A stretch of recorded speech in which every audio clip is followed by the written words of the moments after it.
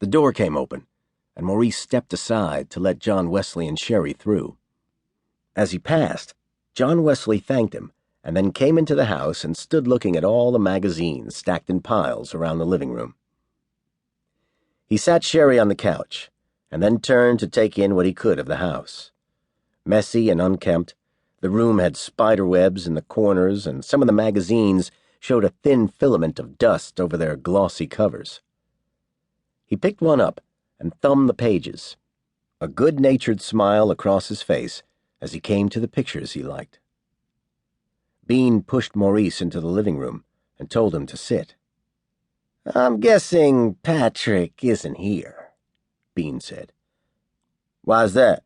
Maurice said. "Because someone called us from your phone, and it wasn't you." "How do you know it wasn't me?" "You're wasting time," Bean said. He gave the gun to John Wesley and left the room. John Wesley looked at Maurice, and then looked toward the direction Bean had gone. There was the sound of the closet in Maurice's bedroom being opened and the lamp on his nightstand being flipped. A dresser went over next. "Come on," Maurice said. "This is my grandma's place." Bean came out of the back hallway, breathing hard. He looked around the room. "Your grandma like you? Likes looking at whatever the fuck this is?" He bent and picked a magazine off the closest pile.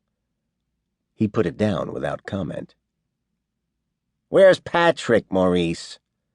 "He's not in the closet back there." A smile on Maurice's face and his white teeth showing. In less than a second, Bean was on top of him. He beat him 3 or 4 times across the face in quick succession, and then remained where he was, one knee into Maurice's belly. "Where's Patrick?" There was blood on Maurice's teeth now. He was looking up at Bean, and he was smiling a big grin. "You mean he wasn't behind the dresser either?" Bean beat Maurice with a savage intensity, while John Wesley went into the kitchen and came back with some spray cheese and a package of crackers beneath his arm. The Walther now tucked in the back of his waistband. In his other hand, John Wesley carried a bottle of water, and when Bean rose from the couch, he used both hands to push his blonde hair into place, smoothing his palms over it several times before John Wesley handed him the water. John Wesley ate a cracker and watched Bean. He offered one to Sherry, but she was too traumatized to move, all the way against the opposite side of the couch. "He's not here," Maurice said, propping himself up on one hand to wipe at the blood on his lips with the other. "Don't you think I'd tell you if he was?"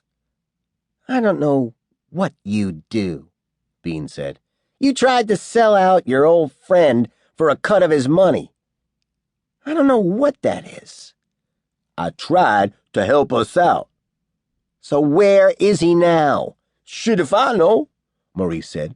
"He took off with my truck, though. Took it right out from under me while I was asleep. We did 6 years together, and that's how he does me." "You see the humor in this, Maurice?" Bean said. "You here on the couch, saying how Patrick screwed you over? Shit, it's a dog-eat-dog world. You feel me, Bean? But you don't know where he is now, and you don't know where the money is." Bean looked to John Wesley, and John Wesley placed the crackers and cheese spread down next to the television and started going through the room, closing all the shades. "He could show back up here," Maurice said. His eyes tracked John Wesley as he made his way through the room. Then they went back to Bean. "He doesn't have anywhere to go. He told me that."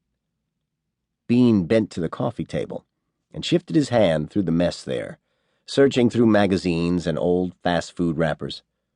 Maurice watched him, and John Wesley continued to work his way through the room, closing the blinds. He was at the window by the front door when Bean found what he was looking for and stabbed Maurice 3 times in the side with a ballpoint pen, and then stepped back.